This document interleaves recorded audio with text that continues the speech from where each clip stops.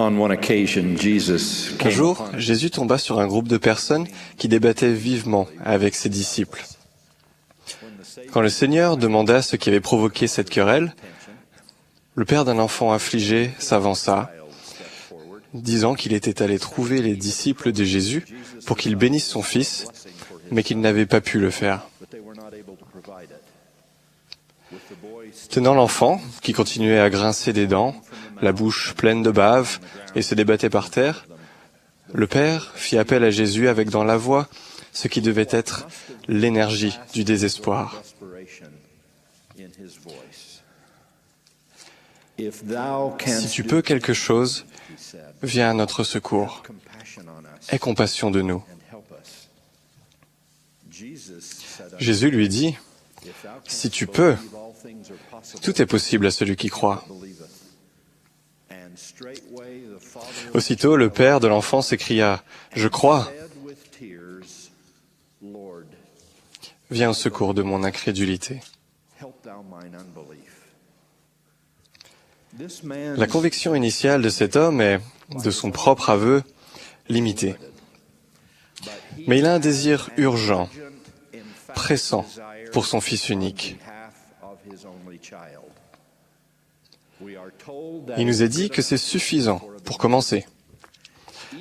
Alma déclare, « Même si vous ne pouvez faire que désirer croire, laissez ce désir agir en vous jusqu'à ce que vous croyiez. »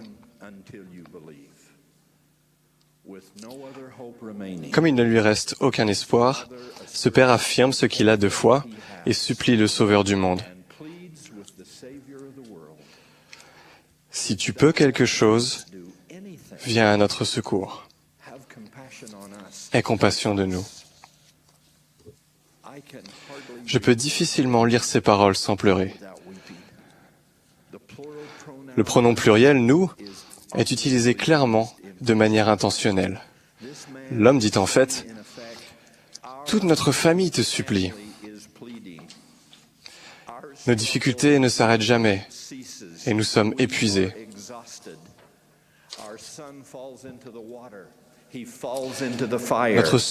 Notre fils tombe dans l'eau, tombe dans le feu. Il est continuellement en danger et nous appréhendons sans cesse. Nous ne savons pas vers qui d'autre nous tourner. Peux-tu nous aider ? Nous serons reconnaissants de tout ce que tu feras. Une bénédiction partielle, juste une lueur d'espoir, un petit allègement du fardeau que le père de la mère de ce garçon porte chaque jour de sa vie.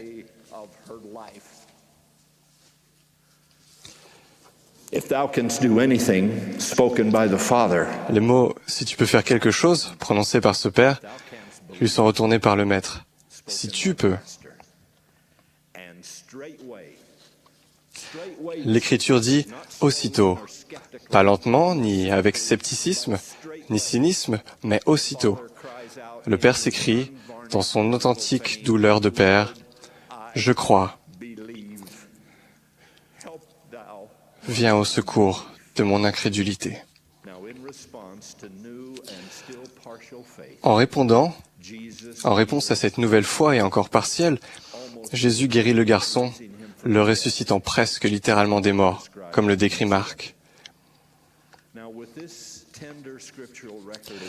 En m'appuyant sur ce récit émouvant des Écritures, je voudrais m'adresser aux jeunes de l'Église. Jeunes en nombre d'années, ou en nombre d'années dans l'Église, ou jeunes dans la foi. D'une manière ou d'une autre, cela devrait nous concerner à peu près tous. La première chose que l'on remarque concernant ce récit est que face au défi d'avoir la foi, le Père affirme tout d'abord sa force et ensuite seulement reconnaît ses limites. Sa première déclaration est affirmative et sans hésitation. « Je crois ». Je dirais à tous ceux qui souhaitent avoir plus de foi, souvenez-vous de cet homme. Dans les moments de crainte ou de doute, ou dans les périodes de trouble, occupez le terrain que vous avez déjà conquis, même si ce terrain est limité.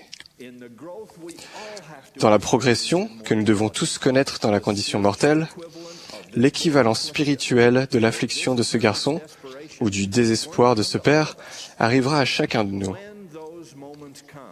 Quand ces moments surviennent, quand les moments surgissent et qui ne se résolvent pas immédiatement, accrochez-vous fermement à ce que vous connaissez déjà et tenez bon jusqu'à ce que vous obteniez plus de connaissances.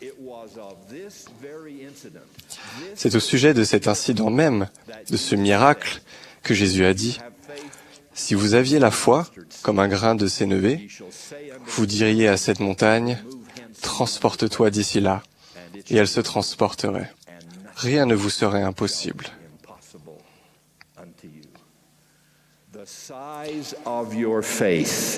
Le problème, ce n'est pas l'ampleur de votre foi ou le niveau de votre connaissance, mais l'intégrité que vous démontrez à l'égard de la foi que vous possédez et la vérité que vous connaissez déjà. La deuxième chose que je remarque est une variation de la première.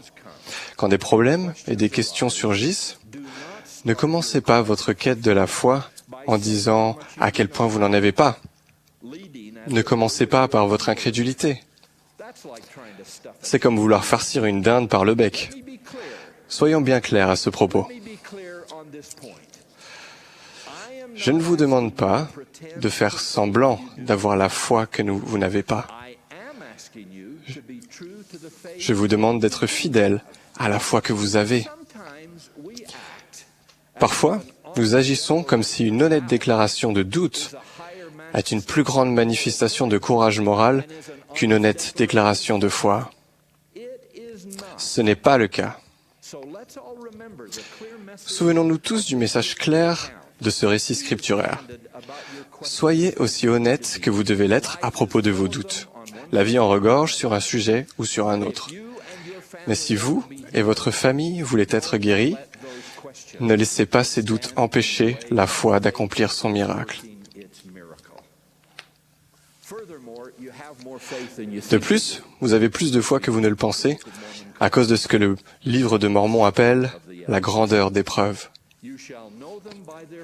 Jésus a dit, vous les reconnaîtrez à leurs fruits.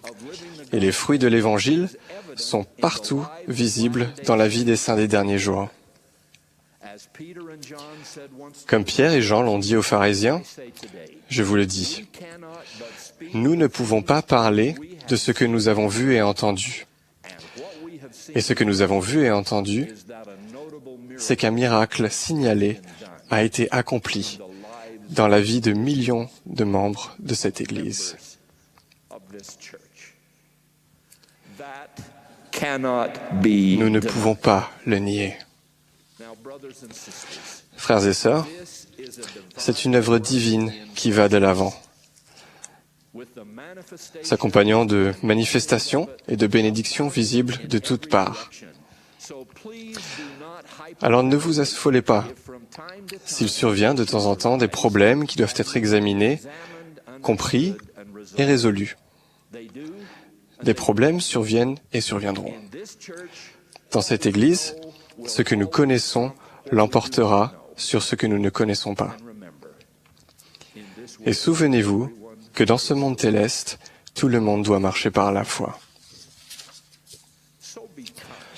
Soyez donc compréhensifs face aux faiblesses humaines, aux propres faiblesses, comme celles de personnes qui servent avec vous dans cette Église, dirigée par des hommes et des femmes bénévoles.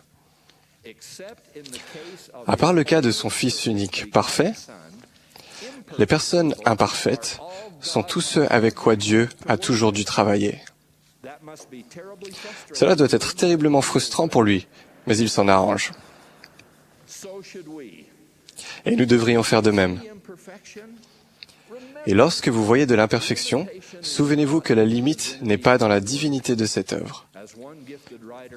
Comme un écrivain talentueux l'a suggéré, lorsque la plénitude infinie est déversée, ce n'est pas la faute de l'huile s'il y a des pertes, parce que les récipients finis ne suffisent pas à la contenir. Vous et moi sommes des récipients finis. Soyez donc patients et sachez pardonner. Dernière remarque, quand vous avez un doute ou une difficulté, n'ayez pas peur de demander de l'aide. Si nous le voulons, aussi humblement et honnêtement que ce Père, nous pouvons en recevoir. Les Écritures qualifient ce type de désir fervent d'intention réelle, suivi d'un cœur pleinement résolu, ne commettant ni hypocrisie ni tromperie devant Dieu. En réponse à ce genre-là d'insistance, je témoigne que Dieu enverra toujours de l'aide des deux côtés du voile pour fortifier notre foi.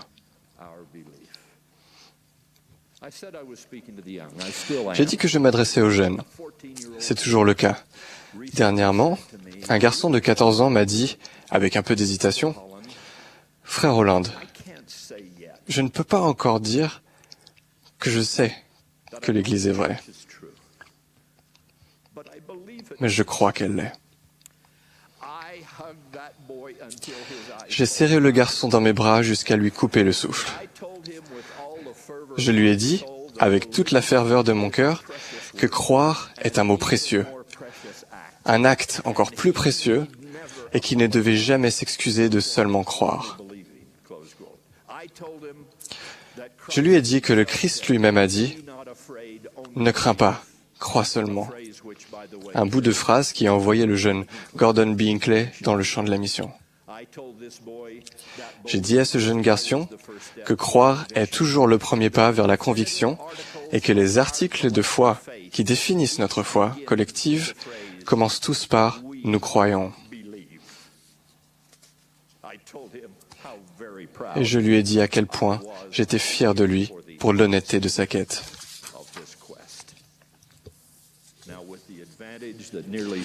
Avec l'avantage que me donne près de 60 années, depuis le moment où j'ai été un jeune croyant de 14 ans, je déclare certaines choses que je sais maintenant. Je sais que Dieu est en tout temps et de toutes les façons et en toutes circonstances notre Père céleste aimant. Je sais que Jésus est son seul enfant parfait, dont la vie a été donnée avec amour par la volonté du Père et du Fils pour notre rédemption à nous tous, qui sommes imparfaits. Je sais qu'il est ressuscité des morts, afin de vivre à nouveau, et grâce à cela, vous et moi y aurons droit aussi. Je sais que Joseph Smith, qui reconnaissait qu'il n'était pas parfait, a néanmoins été l'instrument choisi entre les mains de Dieu pour rétablir l'évangile éternel sur la terre. Je sais aussi que cela, en particulier par la traduction du livre de Mormon, m'en a enseigné plus sur l'amour de Dieu, plus sur la divinité du Christ, plus sur la vérité éternelle et plus sur le pouvoir de la prêtrise qu'aucun autre prophète au sujet duquel j'ai pu lire, que j'ai pu connaître ou dont j'ai pu entendre parler au cours de toute une vie de recherche.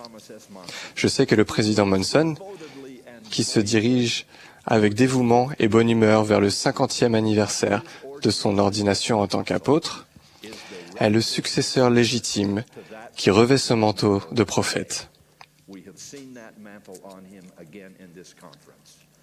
Je sais que 14 autres hommes que vous soutenez comme prophètes, voyants et révélateurs le soutiennent de leurs mains, de leur cœur et de leurs propres clés apostoliques. Je déclare ces choses avec la conviction que Pierre appelait la parole prophétique plus certaine. Ce qui fut jadis pour moi une minuscule semence de foi a grandi jusqu'à devenir un arbre de vie. Donc si votre foi est mise à l'épreuve, en cette saison ou en n'importe quelle autre, je vous invite à vous appuyer sur la mienne. Je sais que cette œuvre est la vérité même de Dieu. Nous ne ferions que nous mettre en péril si nous permettions aux doutes et aux malins de nous éloigner du chemin. Continuez d'espérer, continuez d'avancer. Reconnaissez honnêtement vos questions et préoccupations, mais attisez avant tout la flamme de votre foi, car tout est possible à ceux qui croient. Au nom de Jésus-Christ. Amen.